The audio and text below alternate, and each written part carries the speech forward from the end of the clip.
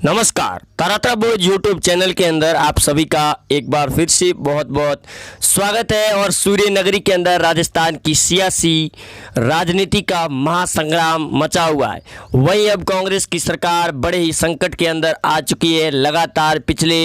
2 सप्ताहों से कांग्रेस सरकार में बड़ा दावपेच भी हो रहा है और अशोक गहलोत अपनी कुर्सी और राजस्थान में गहलोत सरकार बचाने के लिए भरपूर कोशिशें भी कर रहे हैं। लेकिन अब ऐसा दाव और बड़ी खबर सामने निकल कर आ रही है कि जैसलमेर के अंदर बहुजन समाज पार्टी के भी जो 6 विधायक है वो कांग्रेस पार्टी से बाहर निकल गए हैं, क्योंकि बहुजन समाज पार्टी की प्रमुख बहन मायावती ने बड़ा दांव खेल लिया है अशोक गहलोत के खिलाफ में। और उन्होंने आदेश पत्र भी जारी कर दिया गया कि बीएसपी के जो 6 विधायक कांग्रेस के अंदर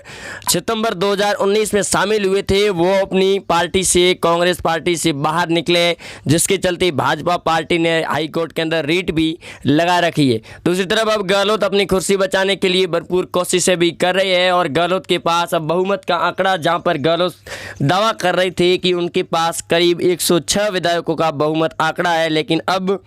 मीडिया की खबरों के हिसाब से अगर देखा जाए और जैसलमेर के अंदर जो जयपुर से निकलकर विधायकों को शिफ्ट किया गया है उनकी अगर बात करें तो गहलोत के पास 101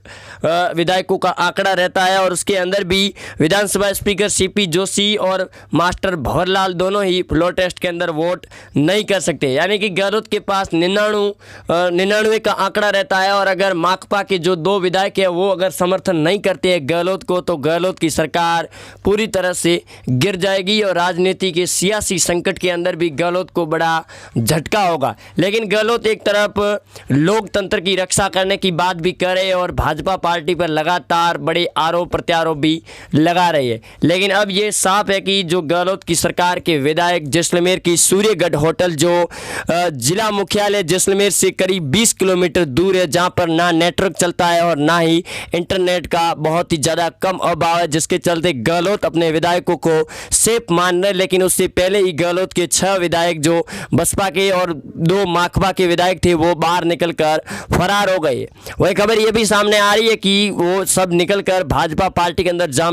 जाने को तैयार हो गए हैं, क्योंकि बहुजन समाज पार्टी की प्रमुख मायावती ने भी बड़ा ऐलान किया है कि अगर वो जल्द से जल्द कांग्रेस को छोड़ करके शामिल नहीं हुए तो उनकी विधानसभा सदस्यता और पार्टी से भी निकाल दिया जाएगा। क्योंकि 2018 के विधानसभा चुनाव में जो 6 विधायक थे वो बीजेपी माकपा के चुनाव चिन्ह पर चुनाव लड़े थे, जो 2 विधायक जीत कर आए माकपा के, और 6 बीएसपी के जो बीएसपी के चुनाव चिन्ह पर वोट लड़े थे। लेकिन सितंबर 2019 में वो कांग्रेस पार्टी के अंदर शामिल हो गई। लेकिन अब जो सूर्यगढ़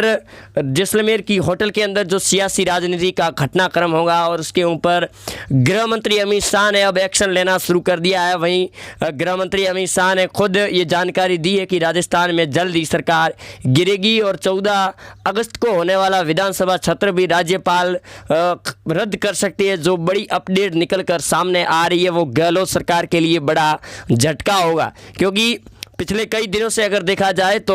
विधानसभा स्पीकर भी राज्यसभा और लोकसभा के इन मुद्दों पर भी कई बार बोल चुके हैं। इसके बीच में सचिन पायलट गुट के ऊपर अयोग्यता का नोटिस घोषित कर दिया, क्योंकि विधानसभा स्पीकर सीपी जोशी कांग्रेस के वरिष्ठ नेता है और गहलोत के खास आदमी भी रहे, जिसके चलते उन्होंने अयोग्यता के नोटिस घोषित कर दिए थे। दूसरी तरफ बीजेपी ने हाईकोर्ट के अंदर रीट लगा दी कि अगर कांग्रेस के विधायक बाहर निकलकर अयोग्य घोषित होते हैं तो फिर बहुजन समाज पार्टी और माकपा के जो विधायक कांग्रेस के अंदर शामिल हुए उन्हें विधानसभा स्पीकर ने नोटिस क्यों नहीं दिया गया अयोग्यता का, जिसके ऊपर गृह मंत्री अमित शाह ने भी जवाब मांगा है और हाई कोर्ट ने भी जवाब मांगा है, जो करीब 10 अगस्त को इसका जवाब सुप्रीम कोर्ट और हाई कोर्ट के अंदर गहलोत सरकार को देना होगा, जो विधानसभा स्पीकर को बड़ा झटका देने के लिए पूरी तरह से रिट लगाई गई है।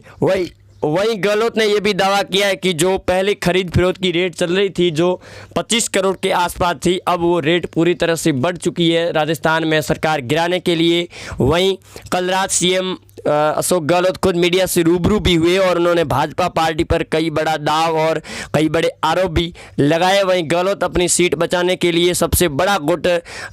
जैसलमेर की सूर्यगढ़ होटल जो सबसे जानी मानी जाती है और लग्जरी होटल है, किले की तरह किलेबंदी के अंदर रखा गया है, जिसके अंदर अगर एक विधायक का खर्चा भी माना जाए और किराया माना जाए, एक रूम था तो 15 से 20 हज़ार रुपये एक रूम का किराया है। वहीं करीब 80 विधायक है जो सूर्यगढ़ होटल के अंदर ठहरे हुए हैं। वहीं 10 विधायक है जो जैसलमेर की गौरबंद होटल के अंदर ठहरे हुए हैं और 7 जो कांग्रेस के वरिष्ठ मंत्री है वो अभी भी जयपुर के अंदर है। वहीं गहलोत ने सबसे बड़ा कारण ये भी बताया कि उनके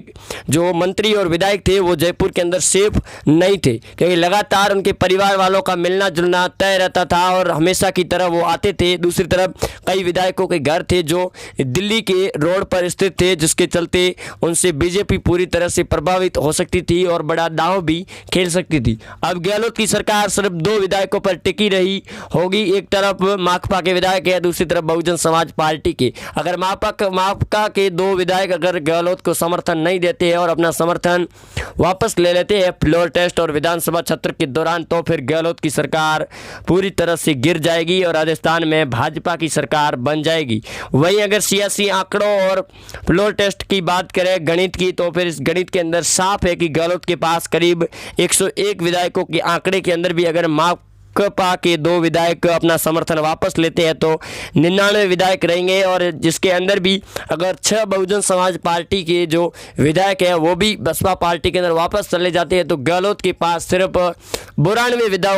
विधायकों का आंकड़ा रहेगा। और भाजपा पार्टी के अंदर सचिन पायलट अगर शामिल होते हैं अपने 19 विधायकों के साथ में, जो 75 विधायक पहले से ही मौजूद है, और 19 विधायक शामिल होने पर करीब 97 विधायकों का आंकड़ा और पूर्ण बहुमत बनता है बीजेपी पार्टी के पास। अब देखना यह है कि कांग्रेस अपनी सरकार बचा पाती है या फिर नहीं बचा पाती है, क्योंकि भंवरलाल पहले से ही वॉलंटियर हो चुके हैं और सीपी जोशी विधानसभा स्पीकर के नाते फ्लोर टेस्ट में हिस्सा नहीं ले सकते, ना ही वोटिंग कर सकते, क्योंकि वो अध्यक्ष के तौर पर है और उनकी निगरानी में ही फ्लोर टेस्ट किया जाएगा। दूसरी तरफ राज्यपाल ने विधानसभा सत्र को कैंसिल करने की भी बड़ी अपडेट और बड़ा बयान दे रहे हैं कि अगर जल्द से जल्द फ्लोर टेस्ट नहीं किया गया और राजस्थान में राष्ट्रपति शासन लगने की मांग और भी तेज हो चुकी है। वहीं सीएम गहलोत ने अपनी सियासी कुर्सी और राजनीतिक दांव पेच खेलने के लिए लगातार भरपूर प्रयास भी कर रही है। दूसरी तरफ सचिन पायलट गुट के जो विधायक होटलों के अंदर ठहरे हुए हैं और गहलोत के सरकार के जो विधायक ठहरे हुए हैं, इनको लेकर भी भाजपा और विपक्ष की पार्टियां भी लगातार दबाव बना रही कि इस कोरोना काल के अंदर भी वो जो विधायक है वो अपने क्षेत्रों के अंदर ध्यान देने की बजाय होटलों के अंदर ठहरे हुए हैं और जो फंड आ रहा है उनका फंड पूरी तरह से बंद कर दिया जाए। होटलों के अंदर जो खर्चा पानी चल रहा है कांग्रेस के सभी विधायकों का, जो सचिन पायलट के विधायकों का भी खर्चा चल रहा है और गहलोत के विधायकों का भी खर्चा चल रहा है, उन सब के फंड को अगर बंद कर दिया जाए तो राजस्थान में काफ़ी ज़्यादा फायदा भी हो सकता है। लेकिन जैसलमेर की सूर्यगढ़ होटल के अंदर आपको बता दें कि यहाँ पर अक्षय कुमार की फिल्म की शूटिंग भी हो चुकी है। वहीं डोनाल्ड ट्रंप के एक रिश्तेदार यहाँ पर शादी समारोह में शामिल होने के लिए जैसलमेर की सूर्यगढ़ होटल के अंदर भी आए थे, जिसकी वजह से गहलोत ने जैसलमेर और दिल्ली से लगाकर राजस्थान की भी इस दलदली और रेतीली भूमि में जहाँ करीब पारा 145 डिग्री रहता है वहाँ पर विधायकों को बिठा दिया है, जहाँ पर नेटवर्क का पूरी तरह से अभाव है। वहीं जैसलमेर जिला मुख्यालय के अंदर भी करीब जयपुर से टीमें बुलाई गई है, जिसके अंदर 7 आईपीएस है और 2 कमिश्नर भी लगाए गए हैं। वहीं करीब 6000 के आसपास पुलिसकर्मी भी तैनात कर दिए हैं, यानी कि गहलोत के इस सूर्यगढ़ होटल और किले के अंदर कोई परिंदा भी पंख नहीं मार सकता। जिस प्रकार से